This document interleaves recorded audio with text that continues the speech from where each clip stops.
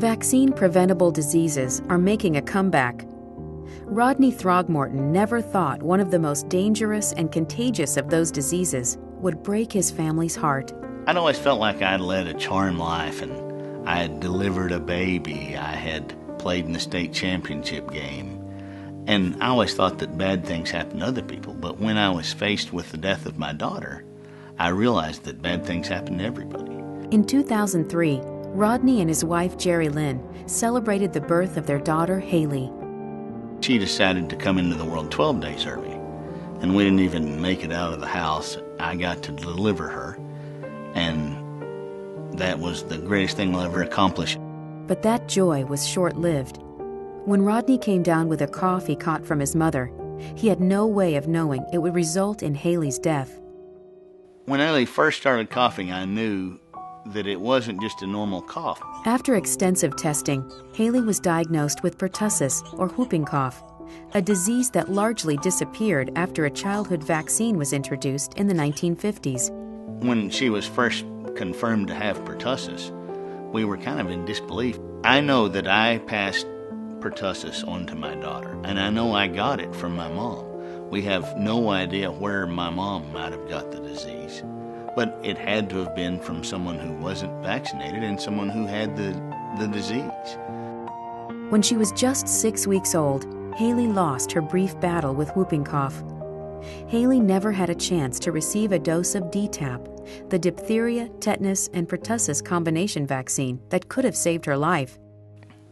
Haley passed away when she was right at a month and a half old, and she wouldn't have received her first round of DTaP until she was 2 months old. There are children that may be too young to receive a dose of vaccine. When vaccines are licensed, they do have a lower age cutoff, and they may still be vulnerable to that disease. Transmission of pertussis from parent to child is a big issue. If you immunize the adults and the caretakers and make sure the children in the household are all adequately immunized against pertussis, it's much less likely the child will get pertussis. The Centers for Disease Control recommended in 2006 that all adults receive a Tdap shot, a whooping cough booster shot for adolescents and adults that can provide a shield of immunity for infants too young to receive their first DTaP shot. Unfortunately, the Tdap vaccine came too late to protect Haley. Less than a year after my daughter contracts pertussis from me, it was a little frustrating when I found out that there was now a vaccine about to be available that would have protected me, and subsequently I would have protected her. If my parents and I had all been vaccinated, then she wouldn't have got that from us. The worst possible scenario would be your child getting a vaccine-preventable disease from you, or your grandchild getting a vaccine-preventable disease from you. Adults and adolescents who are immunized provide newborns with a cocoon of safety against disease. It's a type of immunity protection known as herd immunity. Herd immunity, community immunity, is the concept that you don't have to vaccinate 100% of the population to prevent the spread of disease. So that if you have a herd that's well immunized, even if you bring in someone who is not immunized or who has the disease, the herd is by far more protected. And that includes not just your child, but it includes perhaps your aunt who's on chemotherapy, other people in the community, not just children who haven't been vaccinated, are at risk. And so herd immunity is a very important concept. There are hundreds of thousands of people in the United States who cannot be vaccinated. They can't be vaccinated because they're getting chemotherapy for their cancer. They cannot be vaccinated because they're getting immune suppressive therapy for their transplants or their rheumatologic diseases. They depend on those around them to be vaccinated, because otherwise they're the ones who are most likely to suffer or be hospitalized and die. They depend on us to protect them. And I think it's our duty to protect them. And what's happened to herd immunity is it's breaking down. And that breakdown in herd immunity is evidenced by the resurgence of whooping cough cases in the United States.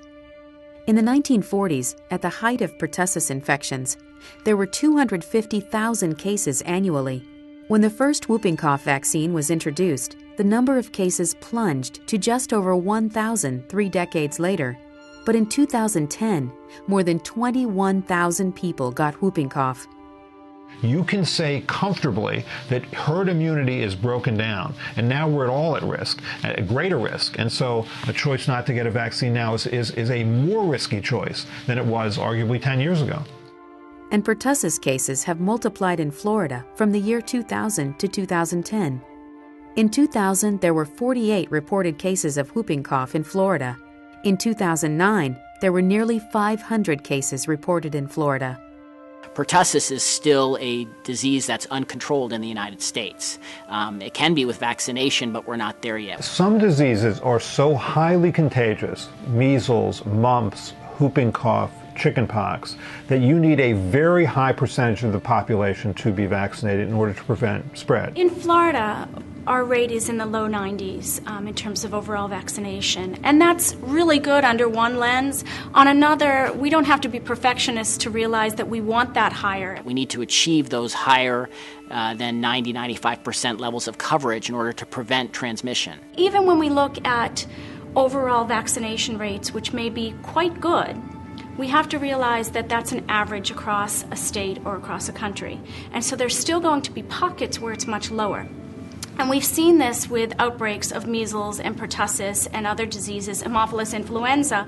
An outbreak in measles in several northeast Florida counties in the early 90s illustrates the danger. Close to 200 cases of measles were reported in 1991 and early 1992. 82% of the cases involved people who were unvaccinated. Of all the reported cases, 47% occurred among children younger than the routine age of vaccination, a dramatic breakdown in herd immunity.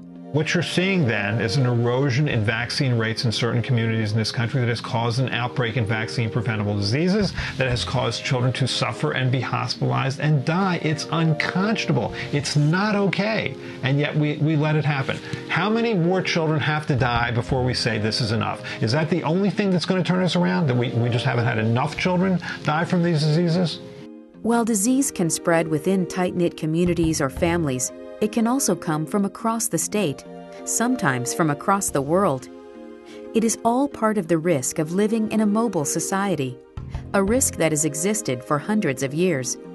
The mobile society started, from our point of view, right, in the United States, when Columbus discovered America. And a whole series of infectious diseases that were in the old world, in Europe, were introduced to the new world, among them smallpox, with devastating effects on native populations. Interestingly, many infections in the New World also were introduced into the Old World. And so this idea of mobility, of connecting populations that were previously separated, has been around for hundreds of years. Almost all the epidemics, the small ones we've seen in the United States in the last couple of decades, have come because of returning visitors, returning tourists, people on a mission trip somewhere else, who come back to the U.S. And because there's an incubation period, meaning there's a time when you're infected before you show any symptoms, it's very easy to go back home, be infectious, contaminate other folks, and not know you're sick at all. Then you show the first signs of disease, and it's in some sense too late. You've already spread the condition to everyone else in your community. In 2009 in South Florida, there was a deadly outbreak of the W135 form of meningitis, a strain covered by the meningitis vaccine. The outbreak left CDC officials baffled. While they had studied outbreaks of the disease in Africa and the Mideast, they had never seen a case like the one in Florida. 4 people dead and 8 others ill in one area with no obvious connection between the patients. Visitors to South Florida and Central Florida can bring with them diseases even when they don't know it. So they might get on a plane feeling perfectly fine, because we know when you get infected with something, there are several days, sometimes several weeks before you feel sick. And so they can come into our state and pass an infection along to the rest of us. Measles is an example of a vaccine-preventable disease that continues to spread in our mobile society. The spread of measles was declared eliminated in the U.S. in 2000. But in 2008, there were more than 130 measles cases reported in 15 states. The CDC says close to 90% of those cases were either acquired abroad or linked to imported cases. More than 90% of those infected had not been vaccinated. In February of 2011, the CDC warned that tens of thousands of airline passengers may have been put at risk by a 27-year-old woman who tested positive for measles and traveled through airports in Washington, D.C., Denver, Colorado, and Albuquerque, New Mexico. These viruses and bacteria do not need passports. They don't need green cards or visas or anything else. They can travel anywhere they can. And we live in a global society where people are constantly moving back and forth. Janice Flood Nichols is a polio survivor who lost her twin brother to the disease. She says even though wild polio has been eradicated in the U.S., it remains a global threat. In 2010, we had just under 1,000 new cases of polio. But public health officials now know that just the way that we move in society from area to area, country to country, continent to continent, if we don't eradicate polio soon, within the next few years, we'll lose our last best chance, and that by mid-century, more than 10 million children will be paralyzed by a disease that no child or young adult has to get. I think we need to be mindful that these diseases are not all eradicated, that the childhood immunizations are very important for our children here, particularly in a place like Florida where we get new immigrants all the time, as well as families who travel elsewhere.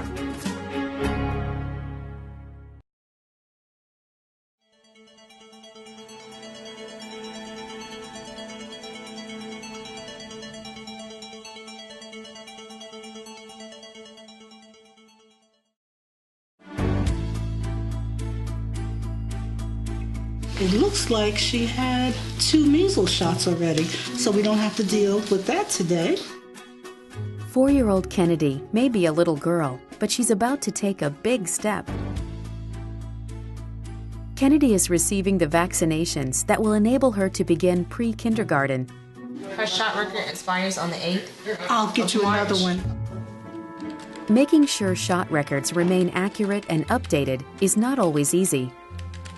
Frankly, the current immunization schedule is complicated. I mean, we now are up to giving vaccines to prevent 14 different diseases in the first few years of life. There's another couple vaccines that we give in adolescents. There are also different vaccines that we give to adults, including elderly adults. So it's confusing. Confusion that increases when records get lost and when families move and children change schools. They change schools and the school needs a new vaccine record. Well, where is it? And who has it? And maybe my pediatrician retired and I can't get those records anymore. This happens to us quite frequently. According to the Centers for Disease Control and Prevention, by 2 years of age, over 20% of the children in the U.S. typically have seen more than one healthcare provider. This can lead to a paper chase for parents and schools. Parents don't always present with the document that we need, meaning the immunization document. Computerized databases called vaccine registries help parents, providers, and schools deal with what used to be a daunting task by consolidating immunization information into one reliable source. And what a vaccine registry allows families to do and pediatric practitioners to do is to know which children have had their vaccines when. Florida's online immunization registry is called Florida Shots. Florida Shots is secure, confidential, and free. I found that My Florida Shots has been a wonderful tool. Florida Shots has improved my life in terms of work a lot. They aren't the only fans of Florida Shots. The Florida Pediatric Society and the Florida Medical Association, among other organizations, have endorsed it. Florida Shots has also been honored with several national awards. Another measure of Florida Shots' success: more than 110 million shot records have now been uploaded and processed through the Florida Shots Registry. Those who have seen the benefits of Florida Shots have a message for healthcare providers and parents. As a school nurse, I would strongly recommend, or maybe even plead with physician offices, healthcare providers, if you currently do not use My Florida Shots, please seriously think about doing so. Florida Shots is a program of the Florida Department of Health, Bureau of Immunization, and is supported by the Centers for Disease Control and Prevention. One of the ways Florida Shots works to maintain high immunization levels is by providing reliable record keeping that's often hard for parents to keep up with.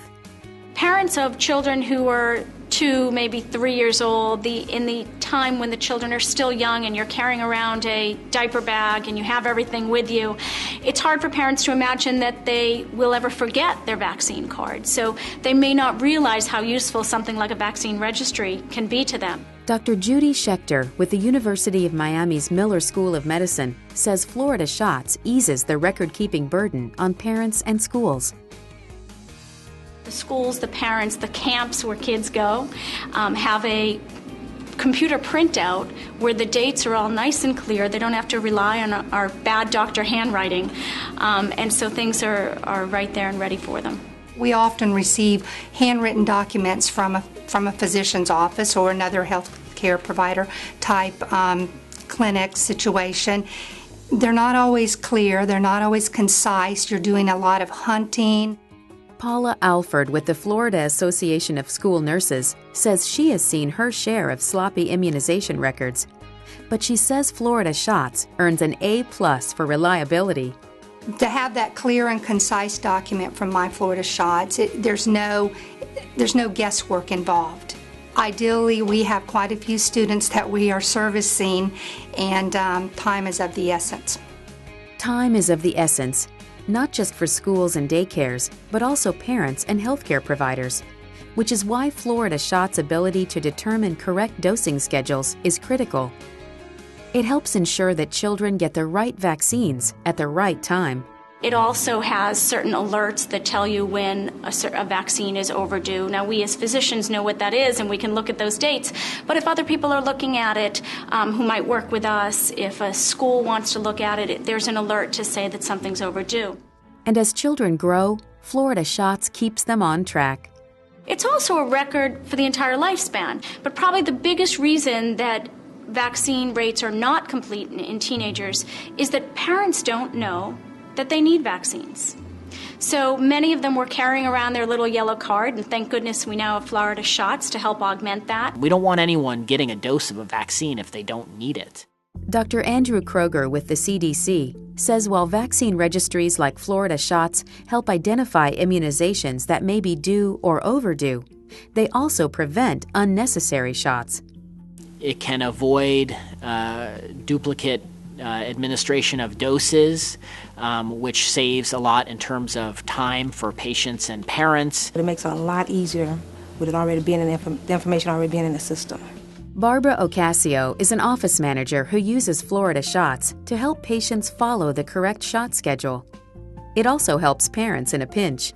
Especially kindergartners, they call in the day that school starts or the day after school starts. I'm getting ready to kick my child out because I don't have my immunization form.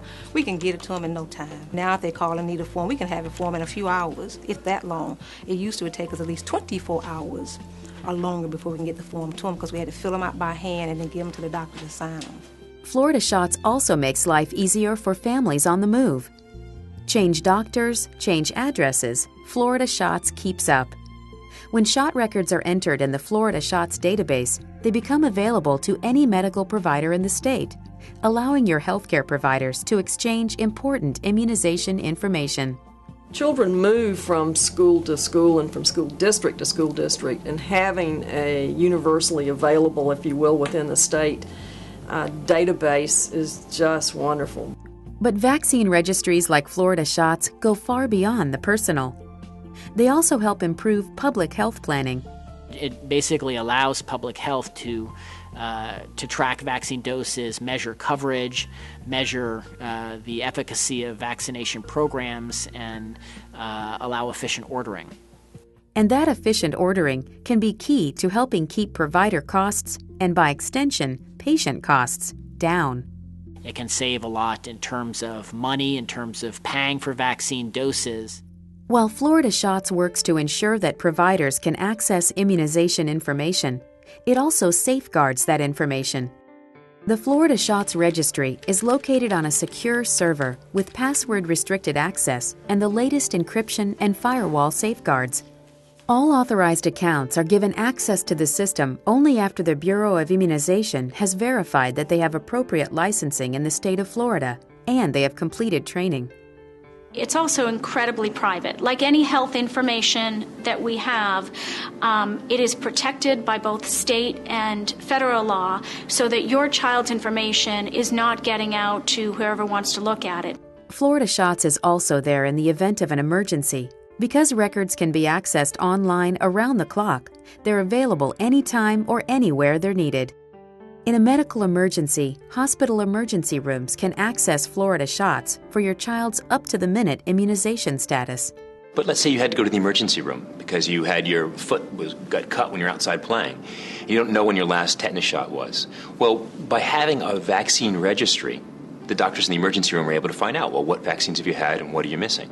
While Florida Shots can provide help during medical emergencies, it can also be a crucial link to health records during natural disasters like Hurricane Andrew, which devastated South Florida in 1992 and wiped out the medical records of thousands of Floridians.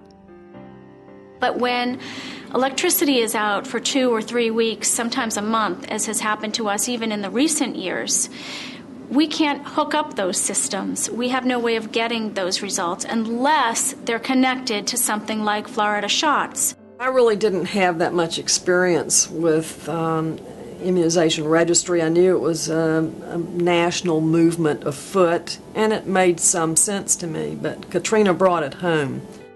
Julia St. Petrie is a Tallahassee pediatrician who used Florida Shots to link immunization records of families who evacuated their Gulf Coast homes because of Hurricane Katrina. So when that child came over here and was trying to get into school because their house had been devastated and they couldn't go back for at least 6 months and they didn't want to miss school, we could call their state registry and get the immunizations. And that's when it really hit home with me how wonderful it is to have a central registration database. While Florida Shots can help deal with natural disasters and medical emergencies, many families still face a financial challenge when it comes to getting vaccines. Especially in primary care in this country, I see more uninsured children now or underinsured children than when I started. It's an undue, unfair burden on a parent who does not have the money to pay for vaccines. Some of these cost hundreds, more than $100 a piece. To help ease that burden on parents, Congress created the Vaccines for Children program in 1993.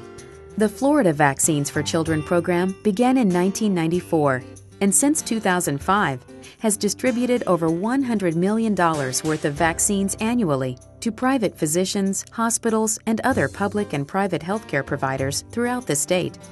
Close to 50%. It varies. It ranges around 50% of children are eligible for vaccines for children. So we're talking about a huge number of kids. You wouldn't think that. Children up to age 18 are eligible for the Florida Vaccines for Children program, provided they meet any of the following criteria: are enrolled in Medicaid, have no health insurance or insurance that does not cover vaccinations, or are Native American or Alaskan Native. Vaccines for Children has helped poor children because whether they have Medicaid or no insurance, no health coverage, no means of paying for vaccines, they can get their vaccines. For patients, the Florida Vaccines for Children program eliminates cost as a barrier to vaccinations. It also allows patients to receive vaccinations from their established primary care physician, and it works to improve overall public health and safety. The Florida Vaccines for Children program provides a number of benefits to providers. It allows full vaccination of all children. It maintains continuity of care with patients regardless of financial status. It increases vaccination rates and decreases missed opportunities. It also does not impact private vaccine purchases. Together, the Florida Vaccines for Children program and Florida Shots enable providers to give the best care to their patients and remove financial status as a roadblock to good health. Enrollment in Florida Shots and the Vaccines for Children program is free for licensed providers and can be completed online at any time. Just head to www.flshots.com for Florida Shots and www.immunizeflorida.com/VFC for Vaccines for Children.